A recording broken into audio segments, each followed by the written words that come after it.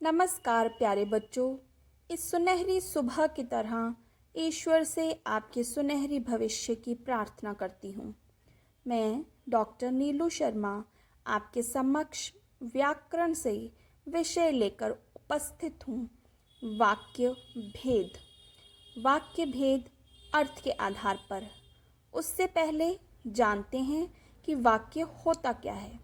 वाक्य मानव मन के विचारों और भावों को व्यक्त करने वाली भाषा की लघुतम इकाई है। उदाहरण, पक्षी उड़ रहे हैं, मीना पुस्तक पढ़ रही है, दक्ष गेंद से खेल रहा है।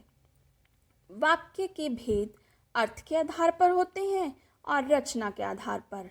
हम आज जानेंगे वाक्य भेद अर्थ के आधार पर, अर्थात अर्थ के आधार पर वाक्य के कौन कौन से भेद होते हैं। प्रमुख भेद हैं विधानवाचक, प्रश्नवाचक, इच्छावाचक, आज्ञावाचक, संदेहवाचक, संकेतवाचक, विस्मयादिवाचक, निषेधवाचक। आइए अब हम इनको जानते हैं विस्तार से, अर्थात ये वाक्य होते कैसे हैं, बनते कैसे हैं। तो विधानवाचक वाक्य। विधानवाचक वाक्य अर्थात सकारात्मक वाक्य, जहाँ पॉजिटिविटी होती है।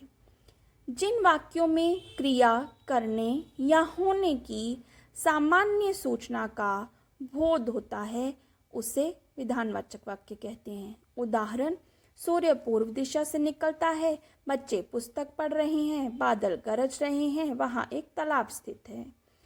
प्रश्नवाचक वाक्य अर्थात जहाँ किसी से कुछ पूछा जाता है। जिन वाक्यों का प्रयोग प्रश्न पूछने के लिए किया जाता है वहाँ प्रश्नवाचक वाक्य होता है। जैसे उदाहरण, तुम्हें कहाँ जाना है, यह पुस्तक किसकी है, बाहर कौन आया है, क्या वह चला गया। इच्छावाचक वाक्य अर्थात जहाँ इच्छा का प्रकटीकरण होता है, हम अपनी चाह का प्रकटीकरण करते हैं।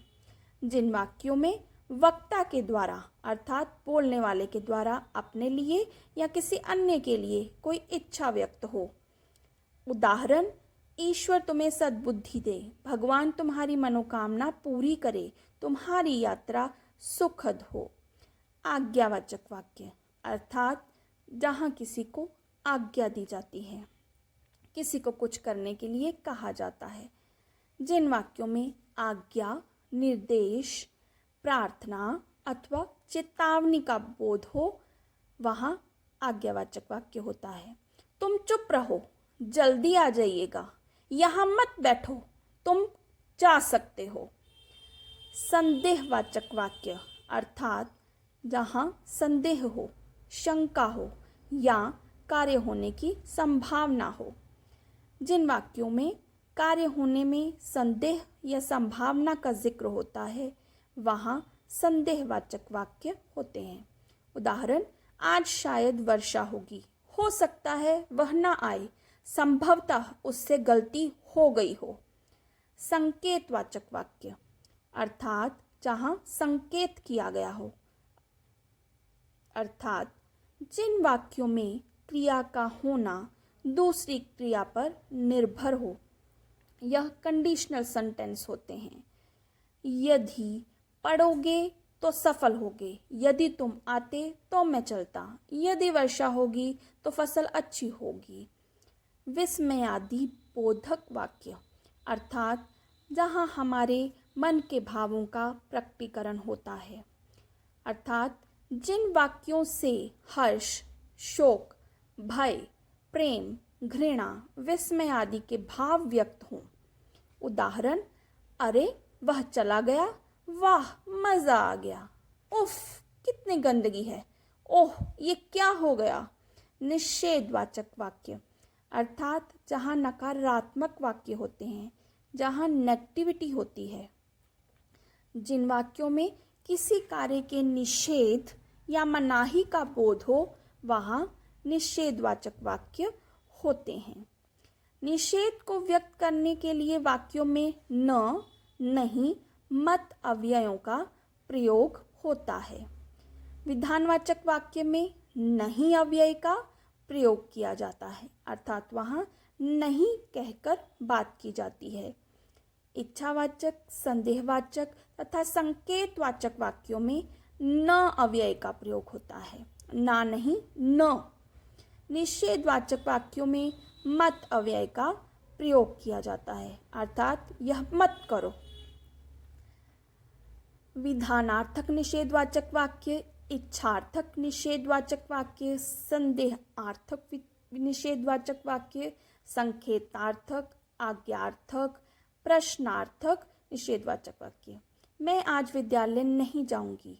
तुम न जाते और न काम बिगड़ता। क्या उसने काम खत्म नहीं किया? प्रश्नार्थक निषेधवाचक वाक्य। अनुतान परिवर्तन से निषेधवाचक वाक्य भी होते हैं। आइए जानते हैं यह वाक्य कैसे होते हैं। अब क्या मानेगा वह मेरी बात, अर्थात नहीं मानेगा। अब तो झूठ छुपने से रहा, अर्थात झूठ नहीं छुपेगा। वाक्य रूपांतरण, अर्थात वाक्य को परिवर्तित कैसे किया जाता है, बदला कैसे जाता है। विधानवाचक वाक्य, मीरा गीत गाती है। प्रश्नवाचक, क्या मीरा गीत गाती है? इच्छावाचक, काश मीरा गीत गाए। आज्ञावाचक, मीरा गीत गाओ या मीरा गीत मत गाओ। संदेहवाचक वाक्य, शायद मीरा गीत गा रही होगी। यदि मीरा गीत गाती तो मैं नाचती। वाह, मीरा गीत गा रही है। धन्यवाद। आपको विषय अच्छे से समझ आया होगा, यही कामना करती हूँ।